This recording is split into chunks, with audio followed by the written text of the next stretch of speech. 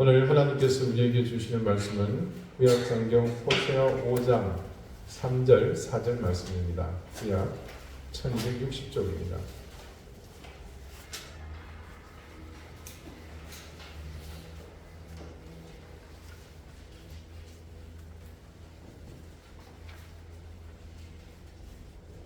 호세아 5장 3절 4절 말씀을 제가 읽겠습니다. 이제 다 같이 자리에서 일어나셔서 하나님의 말씀을 경청하십시오. 에브라임은 내가 알고 이스라엘은 내게 숨기지 못하나니 에브라임아 이제 네가 음명하였고 이스라엘이 더러워졌느니라. 그들의 행위가 그들로 자기 하나님에게 돌아가지 못하게 하나니 이는 음란한 마음이 그 속에 있어 여호와를 알지 못하는 까닭이라. 아멘. 자리에 앉으시기 바랍니다. 하나님께서 이 말씀으로 우리에게 은혜 주시기를 원합니다. 아마 여러분 기억 속에 제가 성경 말씀을 암송하라는 얘기는 거의 한 적이 없는 걸로 압니다. 그런데 한 두어 번 정도 이 말씀 정도는 암송하는 게 좋을 것 같습니다라고 드린 말씀이 있습니다. 그게 뭐냐면 바로 신명기 6장 4절과 5절 말씀입니다. 한번 따라서 해보실까요? 이스라엘아 들으라. 이스라엘아 들으라. 우리 하나님 여호와는 오직 유일한 여호와이시니 너는 마음을 다하고 뜻을 다하고 힘을 다하여 네 하나님 여호와를 사랑하라. 자, 한 번 더 해볼까요? 이스라엘아 들으라. 우리 하나님 여호와는 오직 유일한 여호와이시니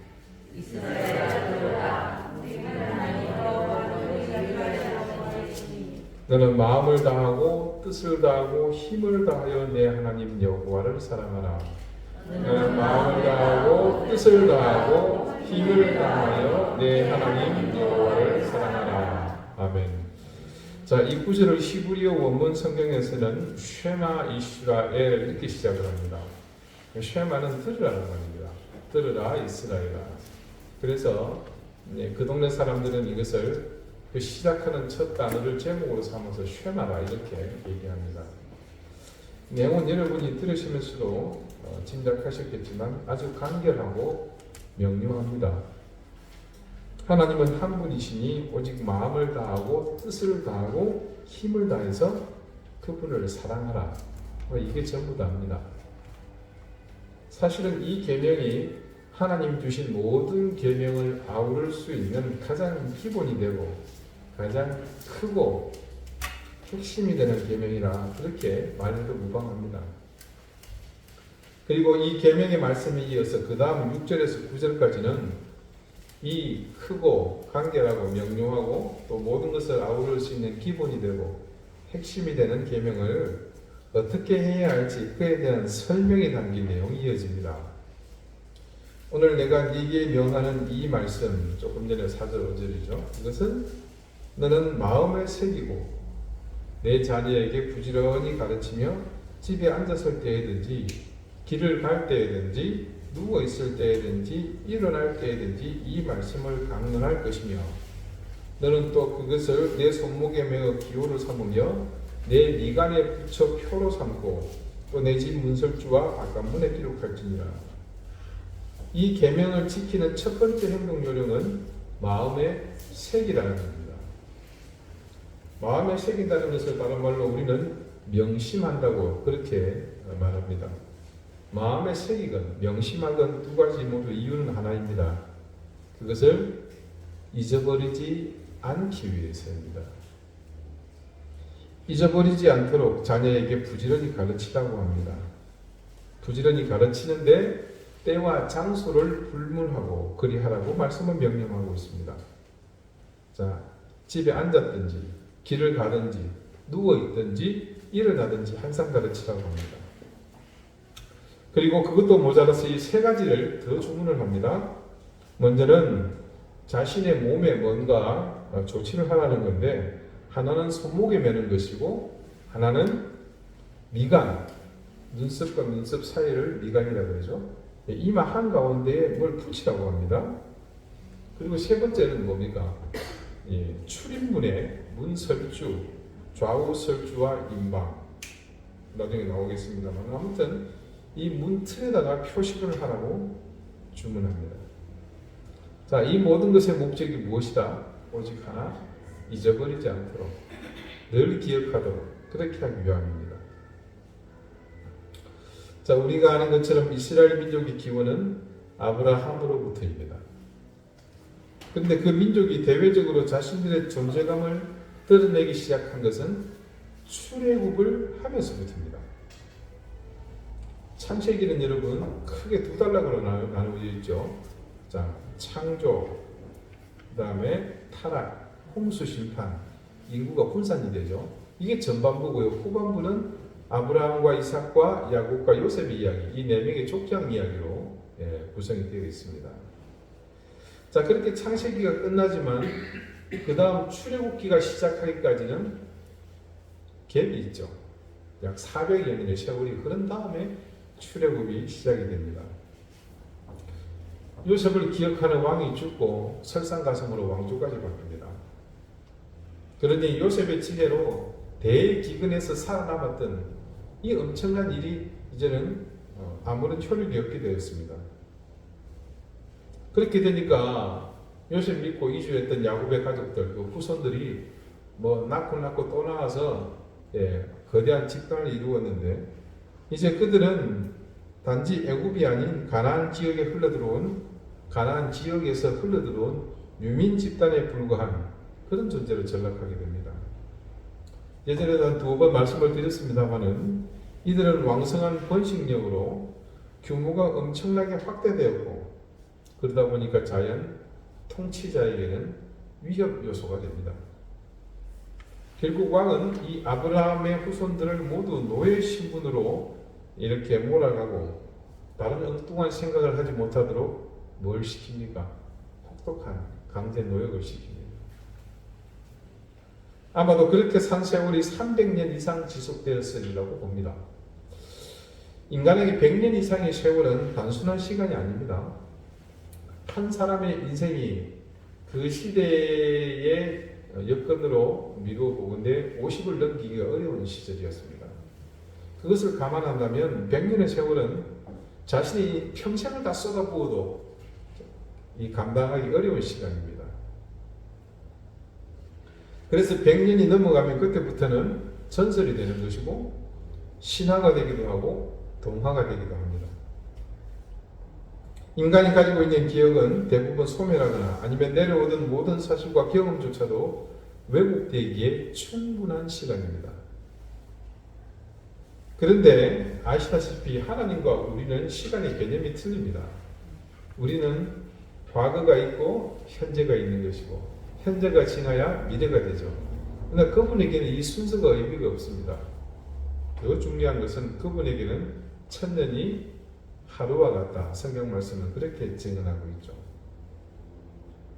그래서 아브라함과 이삭과 야곱, 이 요셉의 자손들의 수백 년은 하나님 앞에서는 그냥 순간 찰나일 뿐입니다. 자, 그런 하나님께서 서서히 그들의 시간 속으로 들어오십니다. 그것을 알리는 신호탄은 모세를 부르는 것에서부터죠. 마치 지금 이라크의 북부 모술 지역, 그 당시에는 그게 갈대아 우르였습니다. 그곳에서 동가숙 서가식 하면서 양떼를 치고 있는 아브라함을 느닷없이 부르시더니 가나안으로 가라. 그렇게 말씀하신 것처럼 애굽에서 왕자의 신분으로 호의호식하던 모세를 불러 그들 민족 속에 흐르는 그 피의 정체를 깨닫게 하십니다. 이스라엘 전체 민족이 그 노예들이 일시에 깨어났습니다. 물론 그 과정이 순탄치는 않았습니다. 통치자인 애굽의 바로의 저항도 만만치 않았지만 정작 하나님으로부터 선택받은 이스라엘 민족도 그에 못지않게 그 깨닫기까지는 많은 시간이 소요되었죠. 결국 10가지의 재앙이 애굽의 전역에 일어나게 되었고 지금 이 일을 진행하고 있는 여호와 하나님의 존재감이 그냥 마냥 귀신으로 의식 속에서만 존재하던 애굽의 모든 신화를 그 신들을 일격에 깨버림으로 당당하게 그렇게 드러내십니다. 결국 마지막 재앙, 생명을 주관하시는 하나님의 손길 앞에 모든 상황은 일시에 정리되어 버립니다. 그리고 그 밤 하나님은 그 민족 가운데 중요한 한 가지의 의식을 주문하십니다. 그 시점은 9가지의 재앙이 모두 끝난 다음 마지막 10번째 재앙을 내리시기로 작정한 바로 그 시점이었습니다. 출애굽기 11장 4절에서 6절까지 기록된 말씀입니다. 이 말씀은 하나님께서 모세를 통해 바로에게 직접 하도록 지시하신 그 내용입니다. 모세가 바로에게 이르되 여호와께서 이와 같이 말씀하시기를 밤중에 내가 애굽 가운데로 들어가리니 애굽 땅에 있는 모든 처음 난 것은 왕 위에 앉아 있는 바로의 장자로부터 맷돌 위에 있는 몸종의 장자와 모든 가축의 처음 난 것까지 죽으리니 애굽 온 땅에 전무후무한 큰 부르짖음이 있으리라. 자, 이 말씀 끝에 덧붙인 애굽 전역에 전무후무한 큰 부르짖음이 있으리라는 것은 다른 말로 유사일의 가장 처참한 비극을 경험하게 될 것이라는 의미이기도 합니다. 그런 다음 하나님은 모세를 통해 이스라엘 백성에게는 이런 명령을 하십니다. 그 내용이 다음 장 출애굽기 12장에 이렇게 증언합니다. 3절부터 14절까지인데요. 천천히 한번 읽어보죠. 너희는 이스라엘 온 회중에게 말하여 이르라. 이달 열흘에 너희 각자가 어린 양을 취할지니 각 가족대로 그 식구를 위하여 어린 양을 취하되 그 어린 양에 대하여 식구가 너무 적으면 그 집의 이웃과 함께 사람 수를 따라서 하나를 취하며 각 사람이 먹을 수 있는 분량에 따라서 너희 어린 양을 계산할 것이며 너희 어린 양은 흠없고 1년 된 수컷으로 하되 양이나 염소 중에서 취하고 이달 열나흘 날까지 간직하였다가 해질 때에 이스라엘 회중이 그 양을 잡고 그 피를 양을 먹을 집 좌우 문설주와 임방에 바르고 그 밤에 그 고기를 불에 구워 무교분과 썬 나물과 아울러 먹되 날것으로나 물에 삶아 먹지 말고 머리와 다리와 내장을 다 불에 구워 먹고 아침까지 남겨두지 말며 아침까지 남은 것은 곧 불사르라. 너희는 그것을 이렇게 먹을지니 허리에 띠를 띠고 발에 신을 신고 손에 지팡이를 잡고 그 피 먹으라. 이것이 여호와의 유월절이니라. 어쩌면 이스라엘 백성들은 단 한 번도 경험해 본 적이 없는 그런 일들을 모세가 주문하고 하나님의 명에 따라 시행하도록 했습니다. 내용을 간략하게 요약하면 이렇습니다. 지금 이달 10일째 되는 날에 각자 가족대로 어린 양을 잡으라고 합니다. 가족대로 하라시는 명령은 뒤에 보니까 한 마리를 잡아서 먹을 수 있는 분량에 따른 것으로 여겨집니다. 그래서 부족하거나 넘치거든 그래서 한 마리를 더 잡으면 이게 남을 것 같단 말이에요. 제 집도 보니까 비슷해. 그러면 한 마리 잡아서 나누면 되겠죠. 아무튼 한 사람이 먹을 수 있는 분량을 계산해서 그렇게 이미 조절하라고 하십니다. 흠 없는 것 중에서 1년 된 것으로 양도 좋고 염소도 좋다고 합니다. 그런데 열흘째에 그 양을 그때 잡을 때는 손으로 잡거나 끈으로 묶어 놓는 거겠죠. 그리고는 열나흘째 날까지 데리고 있다가 해 질 때 그날에 이스라엘이 해가 진다는 것은 하루가 끝나고 새로운 날이 시작하는 시점입니다. 그때 잡으라고 합니다. 이때 잡는 것은 도살하는 거죠. 그리고 거기에 한 가지를 더 주문하시는데 잡은 양의 피를 그 집 좌우 문설주와 임방, 이렇게 문틀 전체에 바르라는 겁니다. 먹는 방법도 알려주시는데 육회나 수육은 안 되고 오로지 구이만 가능하다고 하십니다. 부위도 뭐 갈비나 등심, 안심, 목살 이런 거 말고 다 포함해서 머리하고 내장까지 다 구워 먹되 남거든 아침까지 다 불사르라고 합니다. 또한 먹을 때는 테이블에 세팅해서 우아하게 상추에다가 마늘 얹어서 쌈장 얹어서 뭐 이렇게 먹는 게 아니고요. 고사리도 안 됩니다. 예. 발효되지 않은 딱딱한 밀가루 덩어리, 무교병과 아울러 뭐요? 고사리가 아니고 쓴나물을 함께 먹으라고 합니다. 허리에 띠를 띠고, 자, 이 말은 너풀거리는 이 긴 옷을 움직이기 편하도록 허리춤을 묶는 거죠. 우리 어머니들 한복 입고 치마 운동회 때 달리기를 하려고 그러면 어떻게 하면 치마를 올려가지고 허리춤을 끈으로 묶어야죠. 네, 남자분들은 이해가 안 되시겠지만 여자분들은 잘 할 겁니다. 그렇게 하라는 겁니다. 이동하기 편하도록 허리춤을 채우는 겁니다. 그 다음 신을 신고 한 손에 지팡이를 든 다음 먹으라고 하십니다. 그리고 그냥 먹는 게 아니고 허겁지겁 먹으라고 하십니다. 자, 누가 보더라도 지금 버스 떠나려고 하는데 이게 정정 앞에 식당에서 음식이 시켰는데 늦게 나왔단 말이에요.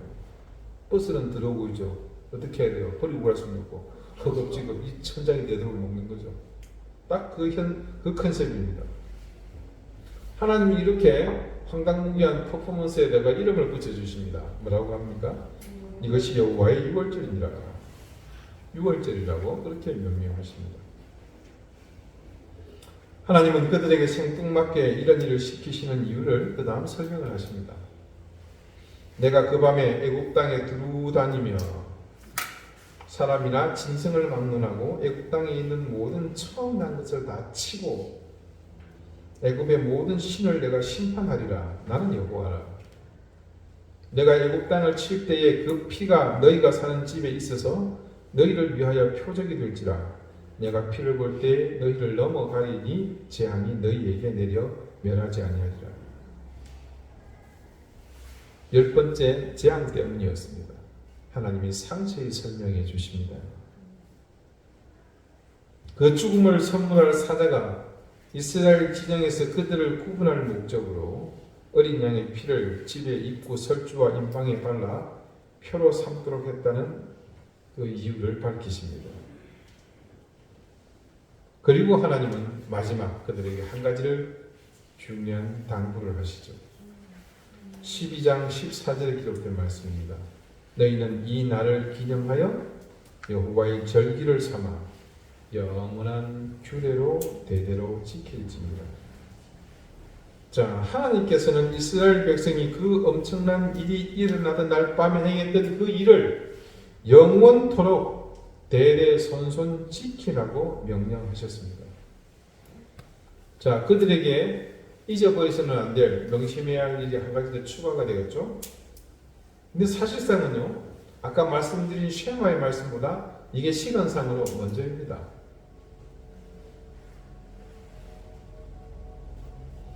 이스라엘의 향후 역사는 바로 이 두 가지의 계명, 즉 잊지 말라고 명심하라고 말씀하신 일이 그들 가운데 지켜졌는지의 결과에 따라 그 향방이 좌우되었다고 해도 과언이 아닙니다. 과연 성경 말씀 가운데 이스라엘이 지킨 이 6월절의 역사는 어떻게 기록되어 있을까요? 제가 실수하지 않기 위해서 대한성서공회에서 발행된 컴퓨터에 있는 프로그램에서 제가 직접 입력을 해서 확인을 했습니다. 그랬더니 이 모세 오경이 지나고 나서 처음 6월절에 등장하는 것이 언제냐? 이스라엘 백성이 가나안 땅에 첫 발을 내딛고 여호수아를 중심으로 그 땅에 6월절을 처음 지킨 기록이 있습니다. 여호수아 5장 9절에서 12절입니다. 저는 한번 읽은 기억이 있는데 굉장히 기념적인 사건이 포함되어 있죠. 여호와께서 여호수아에게 이르시되 내가 오늘 애굽의 수치를 너희에게서 떠나가게 하였다 하셨으므로 그곳 이름을 오늘날까지 뭐라고요? 기억 안 나십니까? 감사합니다. 길갈이라 하였으니. 예. 또 이스라엘 자손들이 길갈에 진쳤고 그달 14일 저녁에는 여리고 평지에서 6월절을 지켰습니다. 6월절 이튿날에 그 땅의 소산물을 먹되 그날에 무교병과 볶은 곡식을 먹었더라. 또 그 땅의 소산물을 먹은 다음 날에 만나가 그쳤으니 이스라엘 사람들이 다시는 만나를 얻지 못하였고 그 해에 가나안 땅의 소출을 먹었더라. 자, 말씀을 따르면 요단을 건넌 후에 길갈에 이르러서 돌을 세웠습니다. 그리고 그곳 여리고 평지에서 처음으로 유월절을 지켰다고 기록하고 있죠. 그리고 그때 가나안 땅의 소산물을 먹음으로 마침내 만나가 끊어졌다. 그렇게 증거합니다. 정말로 의미 있고 상징적인 일이 일어난 겁니다. 어쩌면 하나님은 이 유월절을 전후로 그 일을 준비하신 것이 아닌가 싶은 생각이 들 정도입니다. 자, 그리고 그 다음 언제 또 유월절이 지켜졌다 기록이 있을까요? 혹시 집에 가시거든 꼭 한번 이렇게 검색해 보세요. 대한성서공회 외에도 또 여러 곳에서 제공하는 성경 앱이 있습니다. 이스라엘이 포로로 잡혀가기 전, 그러니까 나라가 완전히 쫄딱 망하고 거들나기 전까지 이스라엘, 유다 모두를 통틀어서 유월절이 지킨 기록은 단 2곳만 있습니다. 성경에 기록된 연대 말고 성경책에서 보면 우선순위가 열왕기 하입니다. 23장 21절에서 23절인데요. 왕이 백성에게 명령하여 이르되, 여기 이 왕은 요시야 왕입니다. 이 언약책에 기록된 대로 너희의 하나님 여호와를 위하여 유월절을 지키라 하며, 사사가 이스라엘을 다스리던 시대부터 이스라엘 여러 왕의 시대와 유다 여러 왕의 시대에 이렇게 유월절을 지킨 일이 없었더니 요시야 왕 18째 해에 예루살렘에서 여호와 앞에 이 유월절을 지켰더라. 충격적인 내용이 등장하죠. 사사시대부터 시작해서 지금 이스라엘의 말기 요시야 왕에 이르기까지 유월절이 단 한 번도 지켜진 적이 없다고 증거합니다. 그런데 이는 사실이 아닙니다. 이스라엘의 역사를 기록한 또 다른 말씀이 있죠. 열왕기, 역대기. 열왕기는 왕을 중심으로 기록한 것이고 역대기는 제사장을 중심으로 기록한 그런 기록이라고 보시면 되는데 관점이 조금 틀린 기록입니다. 자, 그래서 역대기에는 요시야 왕 앞서 그의 증조 할아버지, 자, 요시야의 아버지가 아몬입니다. 아몬의 아버지는 므낫세입니다. 므낫세의 아버지가 히스기야거든요. 이 증조 할아버지가 맞죠. 그 히스기야 왕 때 유월절을 한번 지킨 기록이 있습니다. 이게 역대하 30장 5절이 나오거든요. 드디어 왕이 명령을 내려, 이 왕이 바로 히스기야 왕입니다. 브엘세바에서부터 단까지, 단에서 브엘세바, 여러분 이제 기억하시죠? 우리나라를 치면 어디라고요? 백두에서 한라까지. 온 이스라엘에 공포하여 일제히 예루살렘으로 와서 이스라엘 하나님 여호와의 유월절을 지키라 하니, 이는 기록한 규례대로 오랫동안 지키지 못하였음이었더라. 자, 이 사실을 말씀으로 직접 확인하기까지는 어느 누구도 믿지도 상상도 못했을 것입니다. 그런데 이것이 성경 말씀이 증언하고 있는 이스라엘 역사 가운데 지켜진 유월절 행사의 팩트입니다. 하나님이 이스라엘 백성에게 가나안을 주시면서 대대로 잊지 말라고 지키라고 하신 2가지 계명 중 한 가지의 실체를 보았습니다. 유월절의 실체를 우리가 봤습니다. 자, 그렇다면 2번째 주신 명령 쉐마의 상황은 어떻게 되었을 것 같습니까? 두말하면 잔소리고 쉐마라면 숨가쁘겠죠. 첫 번째 이 계명이 그들 가운데 지켜지지 않았는데 2번째는 언급할 가치조차 없습니다. 하나님의 계명이 그들 가운데서 사라지고 나니까 이후 그 상실로 인한 결과는 결국 그들 가운데 생생하게 드러나게 됩니다. 지금 우리가 매주일 만나야 하는 호세아서의 말씀의 내용이 바로 그 결과물이라고 보시면 맞습니다. 이스라엘 백성이, 유다의 백성이 유월절을 지키지 않았습니다. 유월절을 지키지 않았다는 것은 자신들의 뿌리를 잃어버렸다는 것과 같습니다. 조상적 애굽에서 종되었던 그들을 구원하신 하나님을 서서히 망각하게 된 것입니다.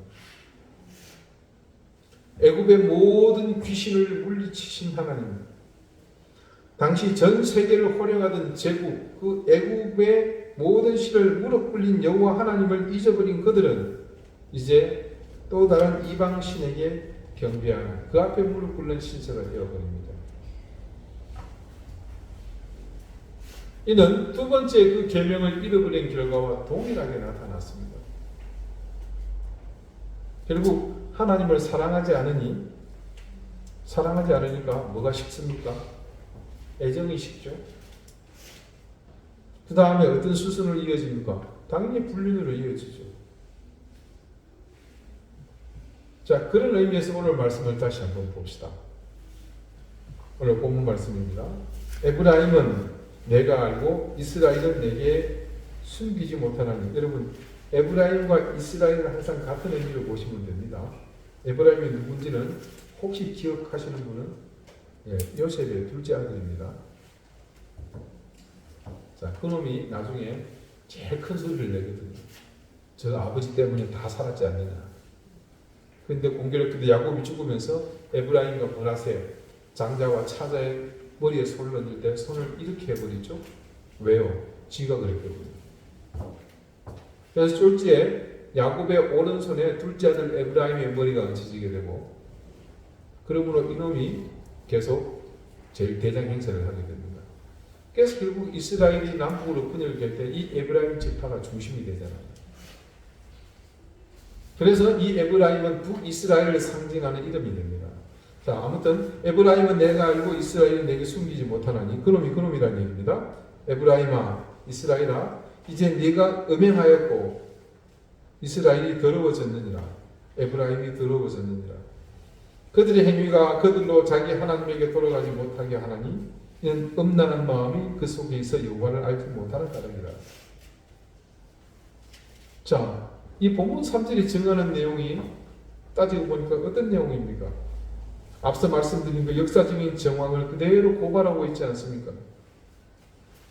지금 호세아가 예언하고 있는 대상인 그 이스라엘, 하나님이 명심하라고 지키라고 말씀하신 계명이 지키지지 않은 결과로 그들은 언행을 하게 되었고 불륜이죠. 그래서 어떻게 되었다고요? 더러워졌다고 말씀이 증언합니다. 여러분, 하나님을 안 사랑하니까 애정이 식고 자연 딴 데로 눈을 돌리면서 불륜을 저지르게 된 겁니다. 그런데 더 처참한 사실이 있습니다. 단지 더러워지고 불륜을 행한 것으로 그치는 것이 아니라 그런 행위가 그들을 올가매는 중요한 한 가지가 있습니다. 바로 오늘 설교의 제목이죠. 하나님께 돌아가지 못하게 하나님입니다. 그들 가운데 가득한 음행으로 인해 그들이 이제는 여호와 하나님을 알지 못하게 되었다고 증언합니다. 자, 여러분, 자, 좀 속된 표현을 쓰는 것을 양해 바랍니다. 이해를 돕기 위한 거니까. 자, 너무 사이가 안 좋아서 마누라하고 이혼을 했어요. 그래서 새 신을 신고 뛰어보자 팔짝 새로운 여자를 만나서 재밌게 잘 사는데 전체가 생각이 날 리가 있습니까? 잊어버리는 겁니다.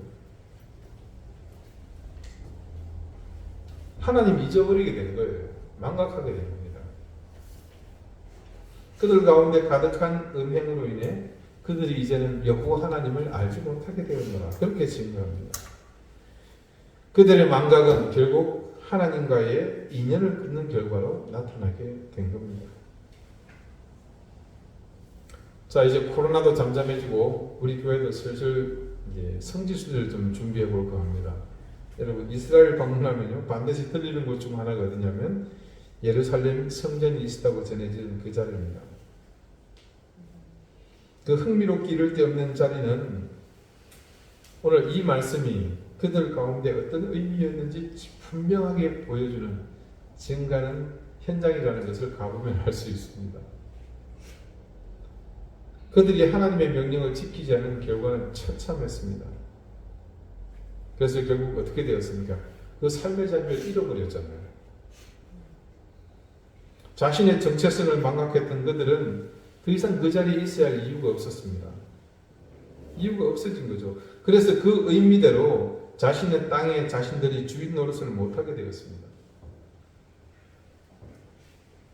그곳에는 이슬람 지역과 유대교 지역이 확연히 구분되어 있습니다.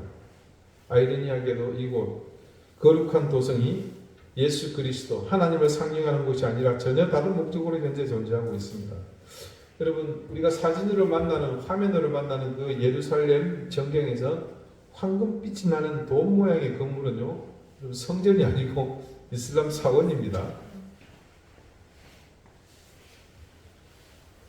제가 예전에도 말씀을 잠깐 드렸습니다만, 이스라엘 가보면요, 자, 성지순례 프로그램으로 가게 되면 그냥 뭐라 그럴까요? 그 랜드마크가 되는 지역만 가니까 못 느끼는데, 저 같은 경우는 차를 빌려서 구석구석으로 다녀봤습니다. 순간 생각을 잃어버리면 내가 이스라엘에 와 있다는 것을 망각합니다. 그냥 아랍에, 이란이나 이라크 한가운데 와 있는 그런 느낌입니다. 왜냐하면 온 천지가 다 모스크 천지예요.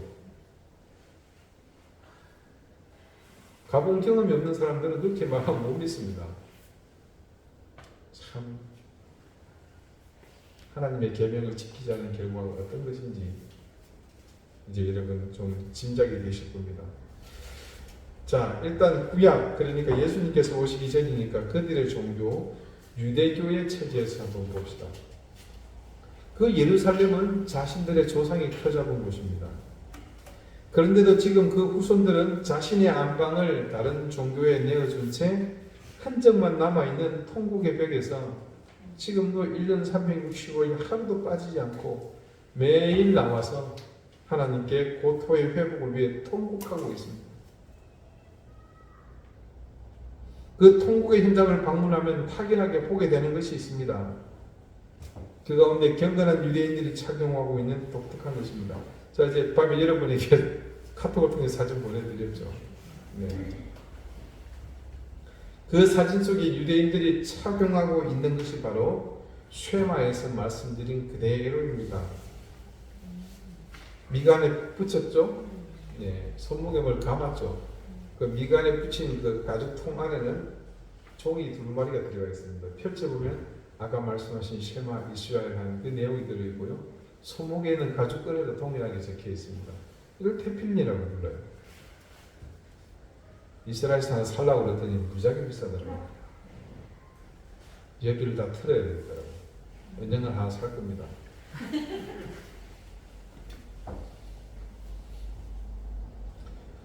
그 계명에 따라 그들은 그렇게 하나님의 명령을, 말씀을 지키려고 애쓰고 있는 모습입니다. 나라가 망하고 포로로 잡혀갔던 그들이 바벨론에서 이후 페르시아로 나라가 바뀌기까지 철저히 깨달은 것이 있습니다. 뼈에 사무치도록 깨달았습니다. 이방의 모든 신은 그저 허상에 불과한 존재라는 것, 그리고 온 우주 만물을 다스리고 통치하시는 참 주인인 여호와 하나님이 참신이라는 사실을 그들은 깨닫게 됩니다. 그 하나님께서 모든 역사를 주관하시고 통치하고 계신다는 사실, 거기에 대하여 자신들이 왜 거기까지 오게 되었는지, 그것마저도 하나님의 섭리와 역사 가운데 있다는 것을 철저히 깨닫습니다. 그래서 그들은 지금도 그 사실을 기억하며 그 계명을 문자적으로 그렇게 목숨처럼 소중히 지키고 있는 겁니다. 여러분, 절대로 잊어버려서는 안 될 것이 있습니다. 그것은 여호와 하나님을 아는 모든 이들이 목숨처럼 지켜야 할 계명입니다. 그 계명의 핵심은 단 하나, 하나님을 사랑하는 것입니다. 그들처럼 이마에 뭘 붙이고 손목에 휘감는 것이 중요한 것이 아닙니다. 그것보다 더 중요한 한 가지, 바로 그분을 사랑하는 의지입니다. 하나님을 사랑하지 않는데 그까지 붙여서 뭐합니까? 이스라엘 가보면 집집마다 그 집 문틀에 진짜로 그 붙여놨어요. 내 집 문설주와 바깥문에 기록할지니라. 예, 요만한 막대기. 우리 저랑 성경 공부하신 분들 제가 보여드린 적 있죠? 저한테 선물 받으신 분들 계실 거예요. 집 지으면 드립니다. 물론 지금은 재고가 없어요.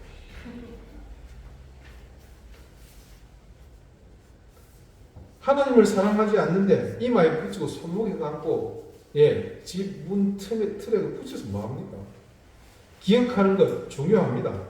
잊어버리지 않고 흔적을 간직하며 사는 것은 그러지 않는 것보다 훨씬 낫습니다. 그러나 기억하는 것으로, 기념하는 것으로, 흔적을 가지는 것으로 그치면 우리도 그들처럼 잃어버린 그곳에서 의미 없는 기도로 세월만 허비할 뿐입니다. 하나님을 사랑하는 것, 그것은 우리가 목숨처럼 지켜야 할 일입니다. 이 하나가 우리에게서 지키지지 않는다면 지금 우리가 살고 있는 이 모든 생의 의미는 무가치해집니다. 매주일 우리가 하나님 앞에 예배하는 이 모든 행위 또한 헛것이 되고 맙니다. 하나님을 사랑할 때만 우리는 불륜을 저지르지 않고 순결을 지켜나갈 수 있습니다. 그래야만 우리가 더러워지지 않고 거룩해지며 그때 우리는 하나님을 잃어버리지 않습니다. 여러분, 하나님을 사랑하십시오. 기도드리시겠습니다. 자신의 뿌리를 잃어버리지 않도록 유월절을 지키며 하나님께서 자신을 구원하여 이곳에 있게 하신 사실을 기억하는 그 명령을 그들은 지키지 않았습니다. 그래서 하나님을 사랑하라는 그 계명도 그들에게 남아있지 않았습니다. 하나님을 잊어버리면서 서서히 하나님에 대한 사랑도 망각하면서 그들은 음행으로 더러워져 하나님께로 돌아가지 못하는 신세가 되고 말았습니다. 하나님, 우리가 하나님을 사랑하라는 이 한 가지를 목숨처럼 지켜나가게 해주십시오. 그들처럼 자신을 잃어버린 곳에서 허망하게 부르짖지 않게 해주십시오. 우리의 일생을 다해 하나님을 사랑하는 이 한 가지에 최선을 다하게 하시고 그 사랑으로 살아가는 우리가 되게 해주십시오. 예수 그리스도 이름으로 기도드리옵나이다. 아멘.